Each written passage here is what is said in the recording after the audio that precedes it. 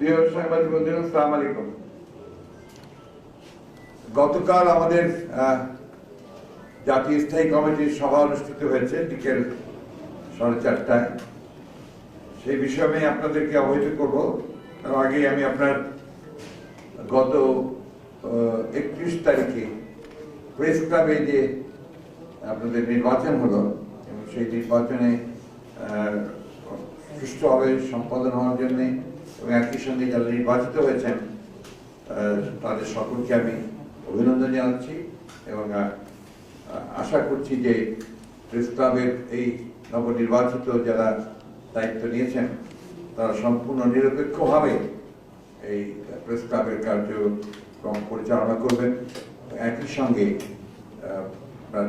মুক্ত সাংবাদিকতার ক্ষেত্রে, সংবাদ পরিবেশের ক্ষেত্রে তারা তাদের যে যথাযথ যে ভূমিকা, সেই ভূমিকা তারা পালন করবে। আমি আপনাদের মাধ্যমে তাদেরকে অভিনন্দন জানাচ্ছি। এবং একই সঙ্গে গত এক সপ্তাহে যারা কোভিডে আক্রান্ত হয়ে অথবা আপনার বেশি বয়সজনিত কারণে যারা আমাদের ছেড়ে চলে গেছেন তাদের এই আত্মার মাগফিরাত কামনা করছি।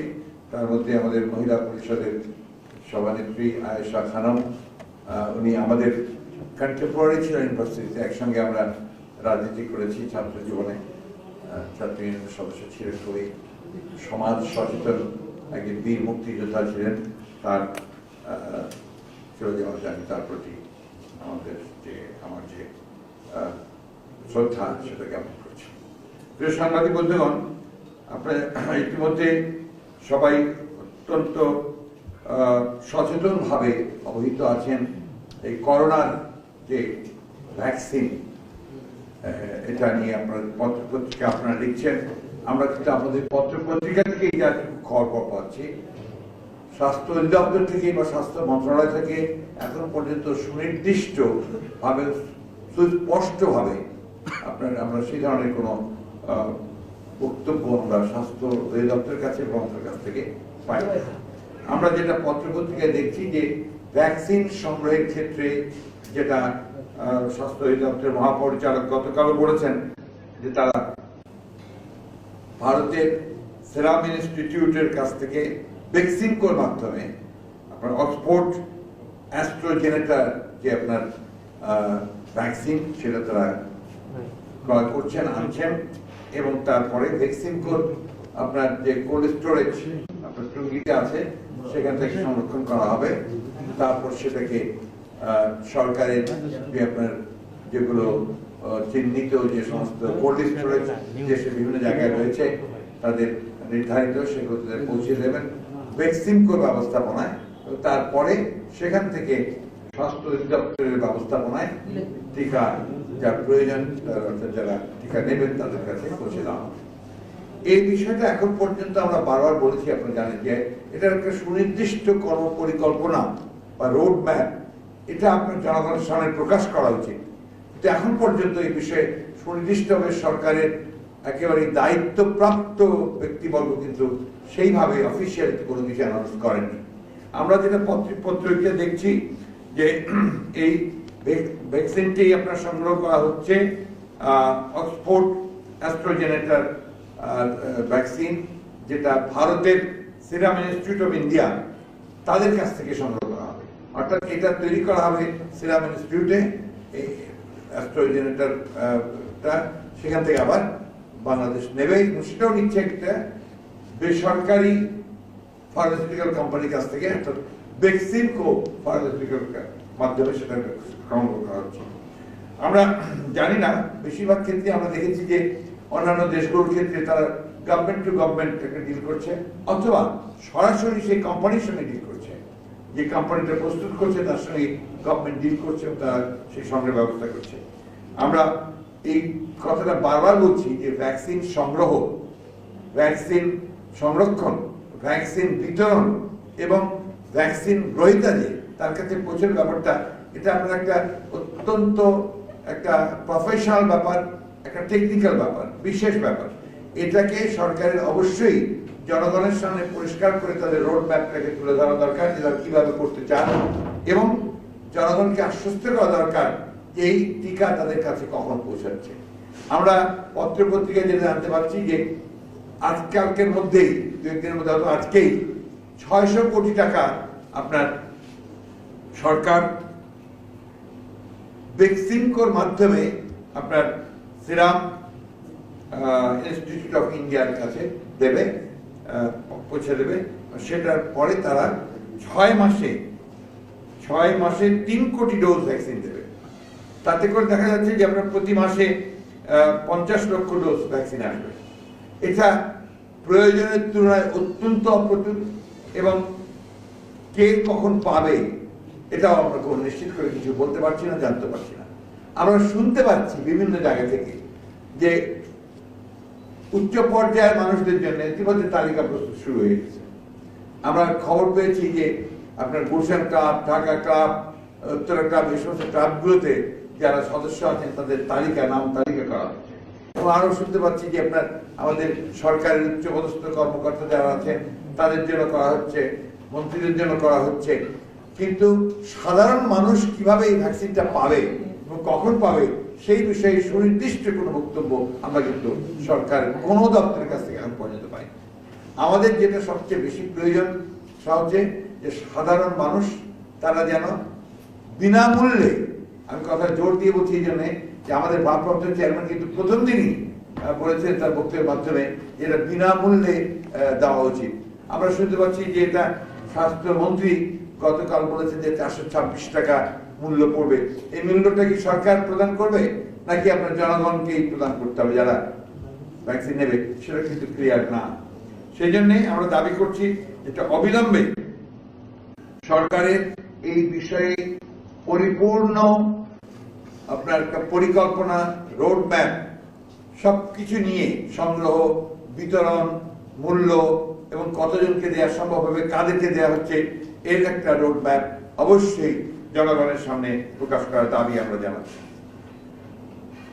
আপনারা জানেন ইতিমধ্যে করোনা ভাইরাসের যে ইনফরমেশন গুলো সরকারের তরফ থেকে থেকে আমরা পেয়েছি, তাতে বলা হচ্ছে যে এখন পর্যন্ত 5,15,000, গতকাল পর্যন্ত 5,15,184 জন আপনার এটাতে ইনফেক্টেড হয়েছে, সংক্রমিত হয়েছে, এবং মারা গেছেন 7,519 জন।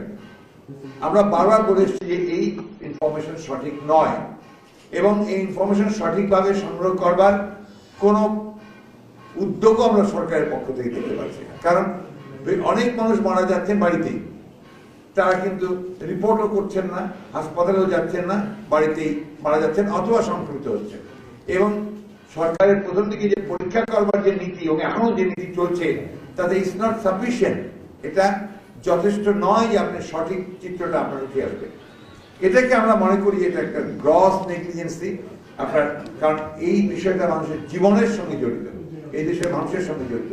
তাই এটা নিয়ে আপনার সুস্পষ্ট বক্তব্য নিয়ে সরকার আসা উচিত, তার পরিকল্পনাগুলো করা উচিত। আমরা এখনো বলছি যে এই যে ইনফরমেশন সরকার যে দিচ্ছে, ডাটা যে দিচ্ছে, যেটা আপনার সংক্রমণের, মৃত্যুর, এটা সঠিক নয়। এটা সঠিক পরিসংখ্যান আমরা দাবি করছি, কারণ এখন পর্যন্ত আমরা আপনার যেটা দেখেছি যে বহু মানুষ আমরা নিজেরাই জানি যারা মারা গেছেন তারা কিন্তু আপনার হাসপাতালে রিপোর্ট করেননি, মারা গেছেন। অনেকে সংক্রমিত হয়েছেন, নিজেরাই আপনার টেস্ট করে নিয়েছেন, জানাননি কাউকে সেভাবে, অর্থাৎ সরকারের কোন এজেন্সি সেটা জানতে পারেনি, আমরা সেটা দেখিনি। সেটা সুস্পষ্ট বক্তব্য নিয়ে সরকার আসা দরকার। দ্বিতীয়ত আমাদের গতকালের এই বিষয়ে আমাদের একটা পার্টির তরফ থেকে একটা কমিটি করা হয়েছে ডক্টর খোন্দকার মোশাররফ সাহেবকে আহ্বায়ক করে, এবং সদস্য থাকছেন আমাদের ভাইস চেয়ারম্যান ডক্টর জাহিদ, উপদেষ্টা ডক্টর ডোনার, ড্যাবের প্রেসিডেন্ট এবং সেক্রেটারি, আর বিএনপির স্বাস্থ্য সম্পাদক ডক্টর রফিকুল ইসলাম, তারা এই কমিটির মধ্যে আছেন।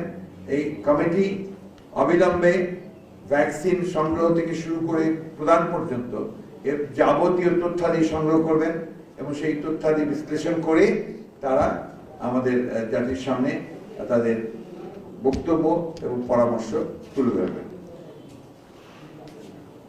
আপনারা জানেন যে গতকাল আমাদের যেটা আলোচনা হয়েছে তার মধ্যে সবচেয়ে গুরুত্ব পেয়েছিল আপনার নিত্য প্রয়োজনীয় দ্রব্যের মূল্য বৃদ্ধি, চালের দাম কমছেই না, বেড়েই চলেছে। এবং যেটা আপনার আশঙ্কাজনক সেটা হচ্ছে যে চালের প্রোডাকশন কিন্তু গতবারের তুলনায় এবার অনেক কম হয়েছে, যার ফলে আপনার চালের আরো মূল্য বৃদ্ধির সম্ভাবনা আছে। সরকার যখন 2008 সাল নির্বাচন করে তখন কিন্তু তারা জনগণের কাছে আপনার অনেক সুন্দর সুন্দর কথা বলেছিল। তার মধ্যে বলেছিল যে 10 টাকা কেজি চাল দেবে এবং মানুষকে আপনার বিনা পয়সায় সার দেবে এবং ঘরে ঘরে চাকুরি দেবে। তো এখন এই 10 টাকা কেজি চাল গতকালই বেরিয়েছে 7 লক্ষ কার্ড ভুয়া, পত্রিকা এসছে, সরকার আপনার খাদ্য অধিদপ্তর বলছে 7 লক্ষ কার্ড, ওই যে কার্ডে 10 টাকা করে চাল দিচ্ছে সেটা 7 লক্ষ কার্ড হচ্ছে ভুয়া। গভর্নমেন্টের অর্গানাইজেশন তারাই বলছে যে ভুয়া। তারা বুঝতে পারেন যে এটা নিয়ে কি ধরনের দুর্নীতি চলছে। 10 টাকা কেজি চাল কিনে আপনার 70 টাকা কেজি চাল বিক্রি করা হচ্ছে বাজারে, সেটা সরকারি দলের যারা আপনার মদতপুষ্ট লোক তারা এটাকে চূড়ান্ত করতে পারছে। এবং একই সঙ্গে আপনার যে বিভিন্ন ভাতা অথবা খাদ্য সাহায্য যেগুলো দেওয়া হয় আপনার ওএমএস, তো ওটা হলো এটা হচ্ছে আপনার ফুড ফর ওয়ার্ক আছে না, টিআর, কাবিখা, এগুলোর কম আপনার দুর্নীতি চরম ভাবে চলছে এবং পুরোটাই দলীয়করণ করা হয়েছে। আপনার চালের দাম বেড়েছে, ডালের দাম বেড়েছে, তেলের দাম বেড়েছে, শাকসবজির দাম বেড়েছে এবং এটা এখন সাধারণ মানুষের ক্রয় ক্ষমতার বাইরে চলে যাচ্ছে। এই কারণে আপনার আমরা এই দ্রব্যমূল্য অস্বাভাবিক বৃদ্ধি করার প্রতিবাদে আগামী 7 জানুয়ারি সারা দেশে থানা পর্যায়ে দ্রব্যমূল্য বৃদ্ধির প্রতিবাদে মানববন্ধন অনুষ্ঠিত করবে বিএনপি।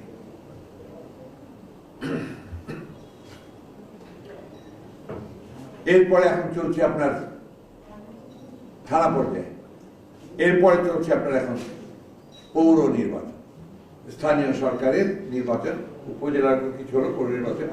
এই নির্বাচন সম্পর্কে আমরা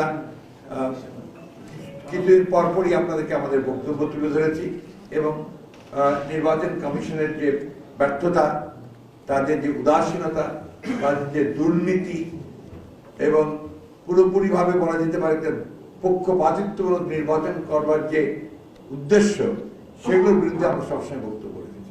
এবং এখানে আরেকটি যেটা যোগ হয়েছে সেটা হচ্ছে আপনার ইভিএম এর বরাবরই আমরা ইভিএম এর আপনার বিরোধিতা করে এসেছিলাম। কারণ ইভিএম তারা সবগুলো চেষ্টা করছে যত বেশি সম্ভব ব্যবহার করা যেতে পারে, কিন্তু এখন পর্যন্ত আমরা পরিষ্কার না যে আসলে ইভিএমটা কিভাবে আপনার ইউজ করা হচ্ছে, যারা ভোটার তারা কিভাবে ভোট দিচ্ছেন, তারা কোন পদ্ধতিতে ভোট দিচ্ছেন, এবং জানার কোনো উপায় নেই যে আপনি যে ভোট দিলেন সেই ভোটটা গিয়ে সঠিক জায়গায় পড়লো কিনা, সেটা সঠিকভাবে রেকর্ড হচ্ছে কিনা, তার মধ্যে আপনার কিন্তু জানার কোনো উপায় নেই।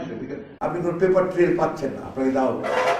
একই সঙ্গে ওখানে যে আপনি আমাদের গ্রামের মানুষ তো আপনার বোঝেও না যে ইভিএম তারা কিভাবে দেবে, কোন জায়গায় টিপতে গিয়ে কোনটা টিপবে তারা সেটাও বুঝতে পারে না। ওখানে আপনার বলা আছে যে প্রিজাইডিং অফিসার যিনি থাকবেন বা পোলিং অফিসার, তারা সেই ব্যাপারে তাকে সাহায্য করবেন। দেখা গেছে সেখানে আওয়ামী লীগের লোকেরা, গুন্ডারা, আওয়ামী লীগের আপনার তাদের কর্মীরা, তারা গিয়ে ওখানে দাঁড়িয়ে থাকে এবং তারা ভোটটা তারাই দেয়, মূলত সেই ব্যবস্থা করে। ফলে ইভিএম এ কখনোই কোনোভাবে একটা সঠিক নির্বাচন হওয়ার সম্ভাবনা থাকে না। ব্যালটেও যে হয় না সে তো 2018 সালে দেখেছেন।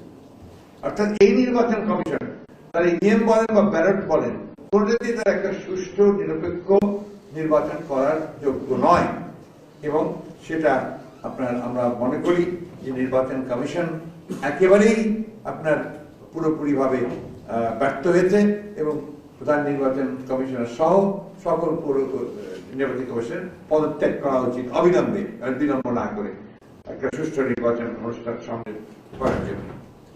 এবং এই প্রতিবাদে এবং পদত্যাগের দাবিতে আগামী 10 জানুয়ারি সারা দেশে পৌরসভা এবং পৌরসভাগুলোতে এবং মহানগরগুলোতে এর প্রতিবাদে মানববন্ধন অনুষ্ঠিত।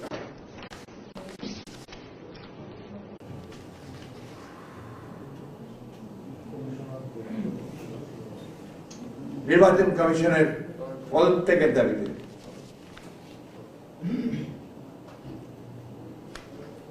আর আমরা এও মনে করি যে আমরা যে দ্রব্যমূল্য নিয়ন্ত্রণে ব্যর্থ হওয়ার জন্য আপনার কমার্স মিনিস্টার, বাণিজ্য মন্ত্রী তার আপনার পদত্যাগ করা উচিত, সেটাও থাকবে।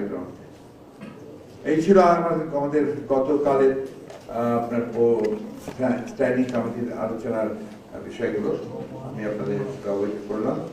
আপনাদের যদি কোনো প্রশ্ন থাকে আপনারা করতে পারেন।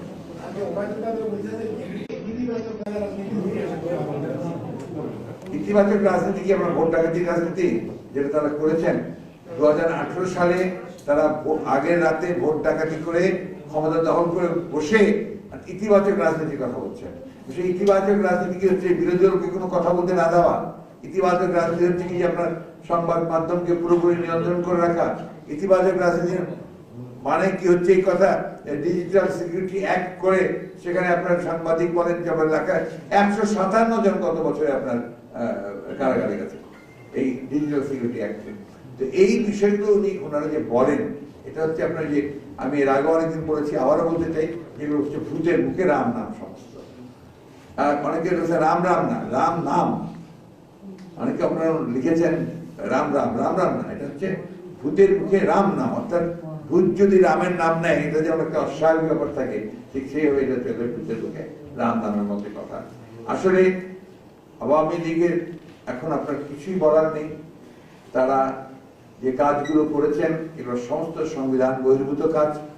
যে কাজগুলো করেছেন তারা গণতন্ত্র বিরোধী কাজ করেছেন এবং এখন পর্যন্ত তারা সেটা করেই চলেছেন শুধুমাত্র তাদের ক্ষমতাকে কুক্ষিগত করে রাখার জন্য এবং তাদের যে নীল নকশা একটা গণতন্ত্রের মুখোশের মধ্য দিয়ে ছদ্মবেশের মধ্য দিয়ে তারা একদলীয় শাসন ব্যবস্থাকে প্রতিষ্ঠা করবেন, সেটাই তাদের জন্য। দ্রব্যমূল্যের কথা বললেন, এই চালের দাম ডালের দাম কিন্তু বেশ কয়েক মাস যাবতীয় বৃদ্ধি পাচ্ছে, কিন্তু আওয়ামী লীগ সরকারের আমরা আগেও দেখছি এখানে যে ভাস্কর্য এই ধরনের ইস্যু দিয়ে এরা এই যে ইস্যুগুলোকে অন্যদিকে সরিয়ে দেয়। এই ডাইভার্সনের জন্য মানে এই সরকারের দায়টা কোথায়? আমরা কেন এত পরে আমরা এরকম দু একবার বলেছি প্রয়োজনীয় দ্রব্যের দেখবে যে প্রায় আমাদের যে দ্রব্যের ব্যাপারটা ছিল। এই বিষয়গুলো হচ্ছে যে আপনার এক একটা সময় আসে যে সময়গুলোকে আমরা অ্যাপ্রোপ্রিয়েট মনে করি আর কি, রাজনৈতিক দলগুলো অ্যাপ্রোপ্রিয়েট মনে করে আপনার প্রতিবাদ করার জন্য বা জাতীয়ভাবে সেগুলো পক্ষে কথা বলার জন্য।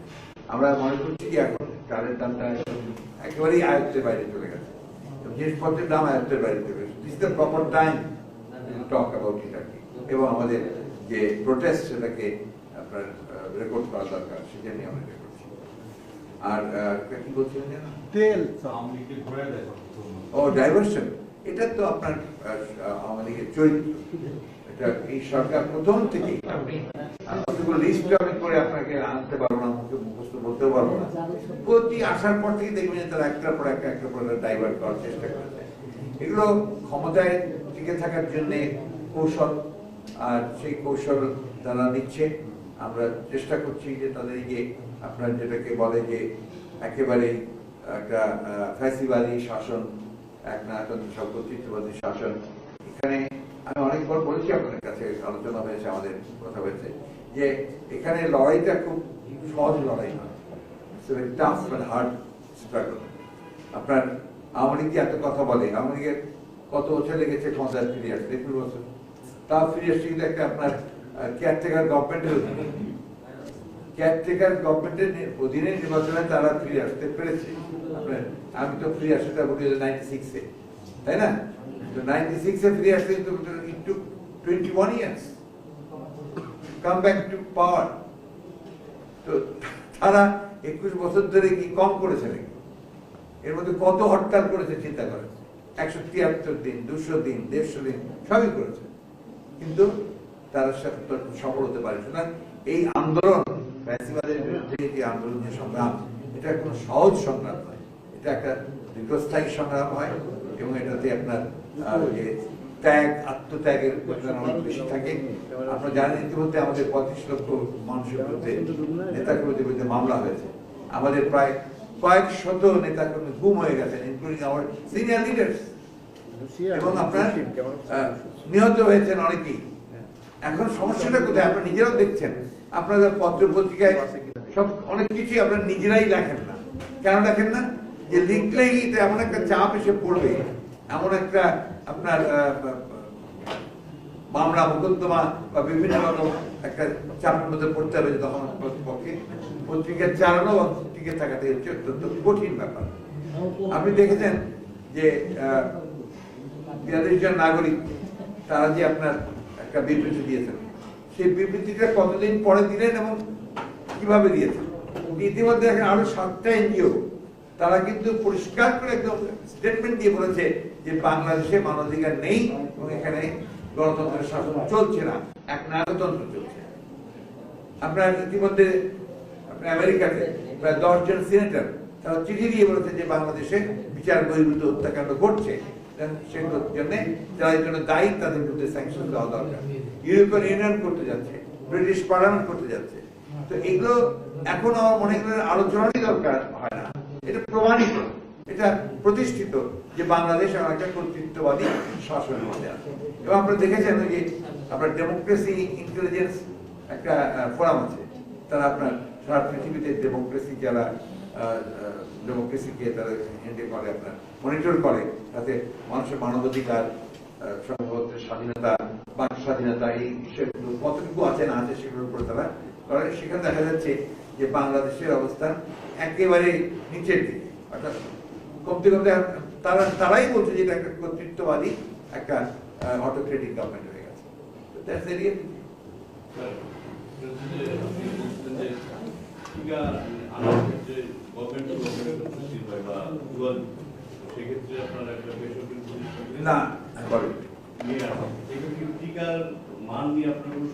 এখানে আমরা কোনো সন্দেহ করছি না, এটা বলা একদমই ঠিক হবে না আমাদের।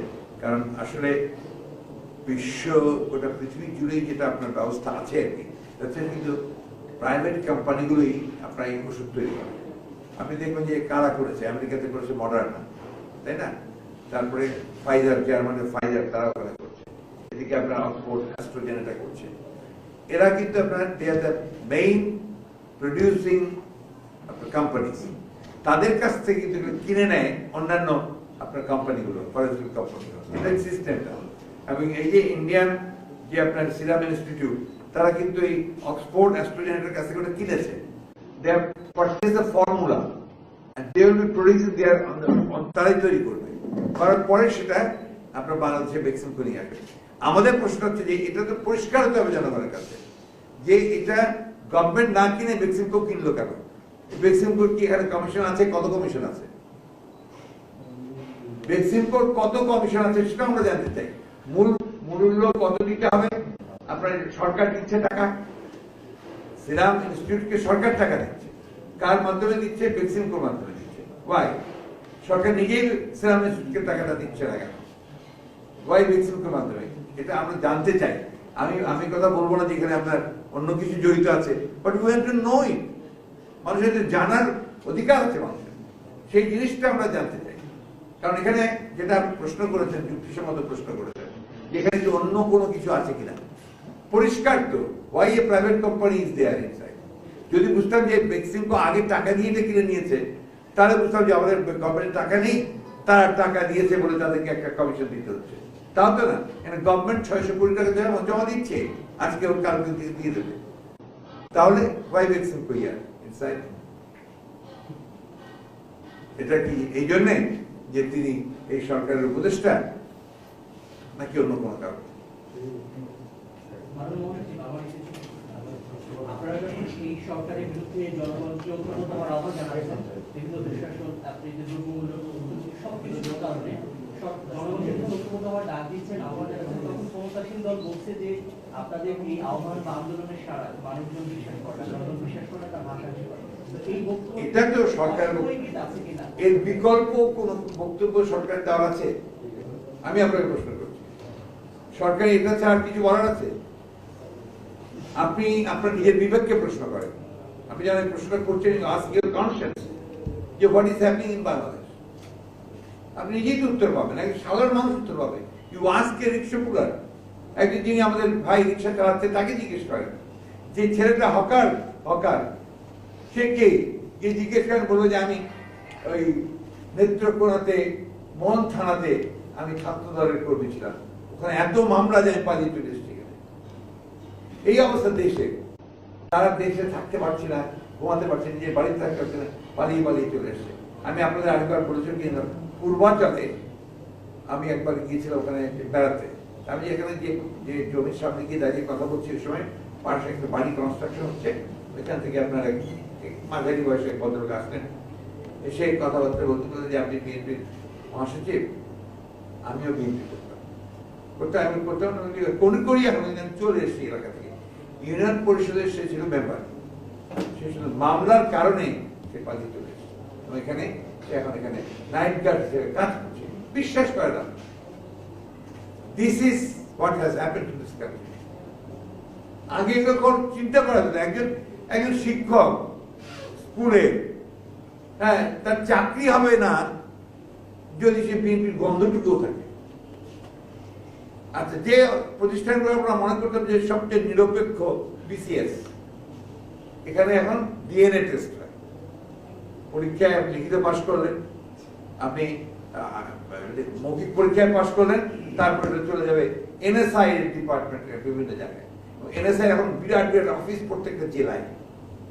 প্রত্যেকটা জেলায়, ওদের আবার থানা পর্যায়ে আপনার এনএসআই অফিস আছে। আমি আমার দেশের বাড়িতে গিয়েছিলাম কিছুদিন আগে, একদম অটবাড়ি থানাতে,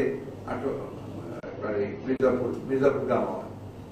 আমি গেছি আমার গ্রামে, দেখি ওখানে লোকজন শিখেছে, তার মধ্যে আপনারা বিশ্বাস করে ওখানে এনএসআই, ডিজিএফআই, এসবিটা আছে সব, আর প্রত্যেক থানায় এখন ইউনিয়ন পর্যায়ে পর্যন্ত। এই যে সার্ভেলেন্স, এই যে আপনার গোয়েন্দা বৃত্তি, এর মধ্যে একটা গণতন্ত্র কি করে বিকশিত হতে পারে? when each and every individual knows that আমি যদি সরকারের বিরুদ্ধে কিছু বলি আমার এই বিপদ করতে পারে, আমার বিরুদ্ধে মামলা হতে পারে, আমি চলে যেতে আমাকে মামলা ফেস করতে হতে পারে, তখন তো আপনার দেশে মানুষের কথা বলতে সাহস করবে না, রাস্তায় নামতে সাহস করবে না, প্রতিবাদ করতে সাহস করবে না। আজকে যে প্রতিবাদগুলো হচ্ছে, এটা তো আপনার অত্যন্ত সাহসিকতার পরিচয় দিচ্ছে তারা। আর এটা কিন্তু পৃথিবীতে একদম আপনার নেই এমন না। নর্থ কোরিয়াতে এটা একটা সাইকোলজিক্যাল একটা আপনার ইসের মধ্যে পড়ে যায়, প্রক্রিয়ার মধ্যে পড়ে যায়, এবং এটা তখন নিজেরাই তারা সেভাবে চলে যেভাবে গভর্নমেন্ট চালাতে যায়।